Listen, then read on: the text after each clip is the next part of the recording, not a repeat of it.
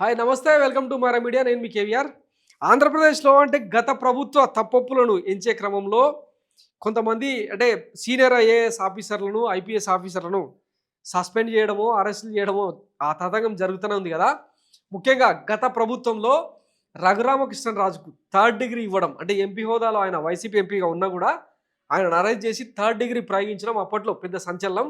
దాని మీద పార్లమెంట్ కూడా స్పందించి ఆయనకు రక్షణ కల్పించేందుకు స్పెషల్ ప్రొటెక్షన్ ఏర్పాటు చేయడం ఇవన్నీ చూసినాం కదా.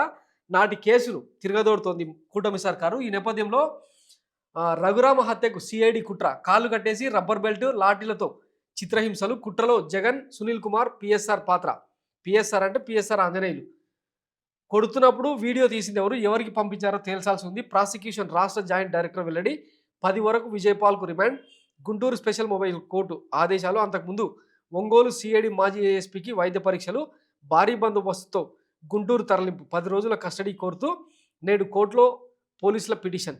మాజీ ఎంపీ, ప్రస్తుత అసెంబ్లీ డిప్యూటీ స్పీకర్ రఘురామకృష్ణరాజు హత్యకు వైసీపీ హయాంలో సిఐడి కుట్ర చేసిందని పోలీసులు వెల్లడించారు. కస్టడీలో ఆయనను చిత్రహింసలకు గురి చేశారని, తాళ్లతో కాళ్ళు కట్టేసి రబ్బర్ బెల్టు లాఠీలతో తీవ్రంగా కొట్టారని తెలిపారు. దీనిపై జూన్ 10న గుంటూరు నగరం పాలెం పోలీస్ స్టేషన్లో రఘురామ చేసిన ఫిర్యాదు మేరకు కేసు నమోదు చేశామన్నారు. ఏ1గా నాటి సిఐడి చీఫ్ సునీల్ కుమార్, ఏ2గా నాటి నిఘా చీఫ్ సీతారామాంజనేయులు, ఏ3గా అప్పటి సీఎం జగన్మోహన్ రెడ్డి, ఏ4గా అప్పటి సిఐడి ఏఎస్పీ విజయపాల్ను ఇక తప్పుడు ఆధారాలు సమర్పించినందుకు మరికొంతమంది అధికారులను అరెస్ట్ చేసినట్టు కేసులో ముద్దాయిలుగా పెట్టినట్టు స్పష్టం చేశారనమాట. అయితే దీనికి సంబంధించి సునీల్ కుమార్ పారిపోయే అవకాశం ఉంది. లుకౌట్ నోటీసులు జారీ చేయాలి.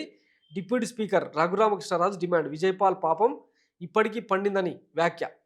సో అత్యంత సంతృప్తి చెందే వ్యక్తి ఇప్పుడు రఘురామకృష్ణరాజు అయి ఉండొచ్చు. ఎందుకంటే గతంలో నిజంగానే వైసీపీ సర్కార్లో ఆయనకు తీవ్రమైన అవమానాలు జరిగినాయి, తీవ్రంగా హింసించిన పరిస్థితులు కూడా వెలుగు చూసినాయి.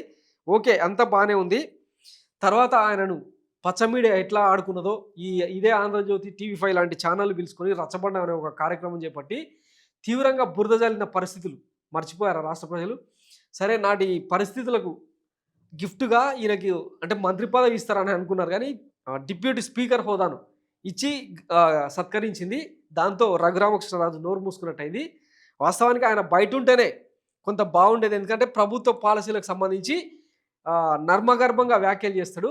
అట్లాంటి వ్యక్తి బయట ఉంటే బాగుండదు అని చెప్పి డిప్యూటీ స్పీకర్ హోదా ఇచ్చి ఆయన నోరు కట్టేశారని చెప్పి ఒక వాదన ఉందన్నమాట.